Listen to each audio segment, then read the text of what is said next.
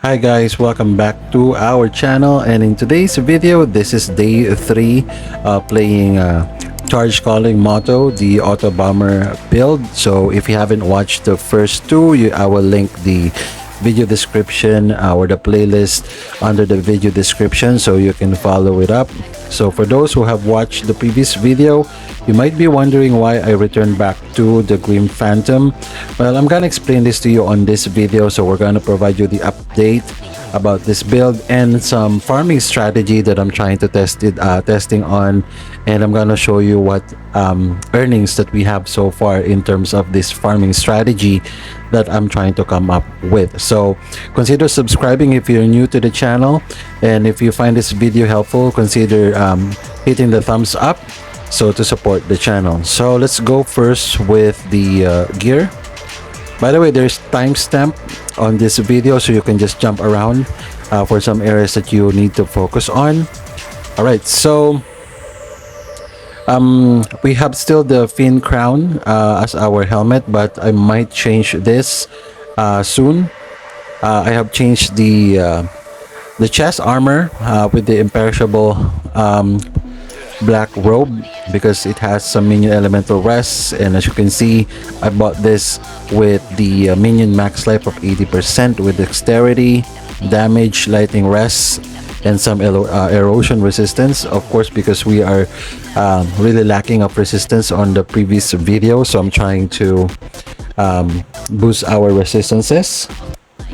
And then for the necklace, we still have the Voyager's commemorative brooch. I farm another one which provides more max life for us because we're trying to scale our life and our minions life for our self-destruct. And we also have the Fallen Knight handguards. It has a 59% dexterity, max life, and some strength, critical strike rating, and some resistances. And then for the belt, we have the set, the Voyager's Commander's Strap. And I changed this back to Mind Fusion merely because I find it actually boosts our life and defenses as well.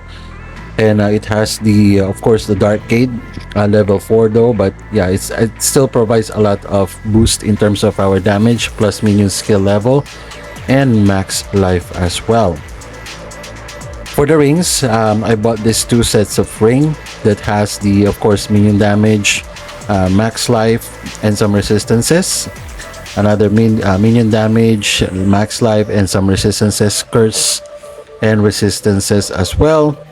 We still have the same Vindictator Maul for our weapon, and then as you can see, we're already capped the erosion rest, lightning rest almost, together with the fire resistances, and we're trying to raise up our lightning resistance as of the moment. Then let's go over to the skill. Of course, we return back to Grim Phantom, and we changed the support skill here a bit. The reason why is because I'm trying to test some farming that I'm trying to do right now, and it's really hard for me to click a lot of buttons by doing the farming, and I'm gonna explain it to you later, so stick around. And then for the compound source, we changed it to Frost Shield so that it can provide also some damage as well, or spell cold damage, together with it less 35% physical damage and fire damage taken for 5 seconds, with of course preparation so that we don't have to click this skill from time to time. This is the cheapest option if you would like to automate things without buying those expensive activation medium, right? Though it has an 8.2 seconds cooldown, but still, you know, trying to automate things, so I just put it there. And since we are farming, we're doing the strategy that I'm planning right now, so we use Leap Attack in order for us to move faster, and I'm gonna explain to you why I changed this to Leap Attack, though I'm having a hard time because I'm using mobile. And for the curse, we changed this from Electrocute, we changed it to Vulnerability. And then we changed to we still have the Elemental Shock. And then we have Summon Thunder Spirit. And Fearless, we changed it from Electric Conversion to Fearless because it still provides boost in terms of damage. I've done this with a lot of testing, and this combination is still the best in terms of offense. And the reason why I try to deactivate the swiftness together with the blink is because we are really lacking mana. We're not stacking mana here, so we're having a struggle in terms of mana, in terms of using our skills. Okay. Oh, for the soul candle, still remain the same. We haven't changed this one yet. Still aura effect. And for the talent, still the same. We just changed. By the way, the build code is on the video description, so you can go ahead and check that out. I just simply changed this. Before we have this, elemental damage taken and converts physical damage to some random elemental damage to some cooldown recovery and skill effect duration. If you're struggling, or if you're thinking why your minions or summon Green Phantom or even Spider is not exploding and just simply using their skill when you summon them, is because you need to have this talent here, cooldown recovery and skill effect duration.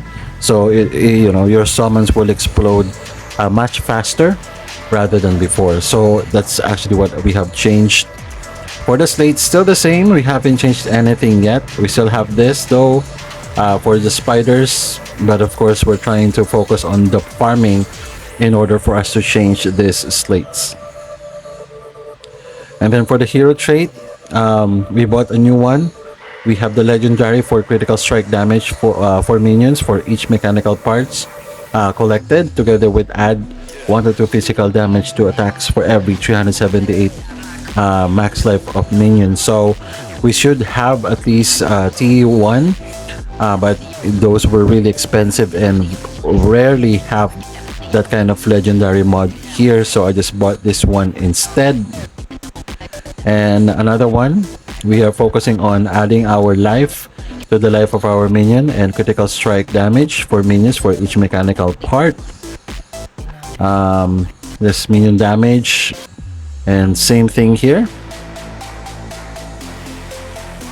Okay, Pact Spirits still the same. Yeah, we haven't changed this. Still the same, guys, for all summon like this, servant speed and life as well.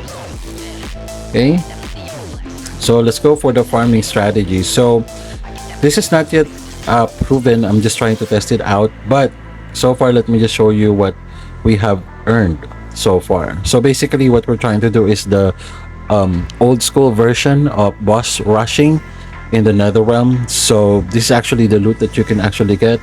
It's much less compared before, but as you can see, we have this and this one, and I'm also combining it with the other strategy that I made yesterday. So if you haven't watched that first strategy, you might want to do so, because you need to take advantage of that strategy right now, because that strategy would work up until next week, probably 1 to 2 weeks from the start of the league. This actually worked. As you can see, what I'm trying to do there is selling all the necessary gears that has good affixes. T1, T0 gears, you can just sell it in, just like what I did. So I sell in 1 FE, 1 FE, this one 8 FE, 10 FE. So these are the gears that drop from the Netherrealm. So I just simply sold that into the trade house, and as you can see, it's still earning a lot, right? 9 FE, 10 FE, 15 FE. So those were purchased, rather, sorry. There's this one, all the sold one. All right, so there, if you haven't watched that, the video is on the link on the playlist, so go ahead and check it out, so it could help you out in your farming the currency here in Torchlight Infinite. Alright, so that's pretty much it for the day 3. So consider subscribing and leave a like, guys, to help the channel. And once again, I thank you so much for watching until the end. See you next time.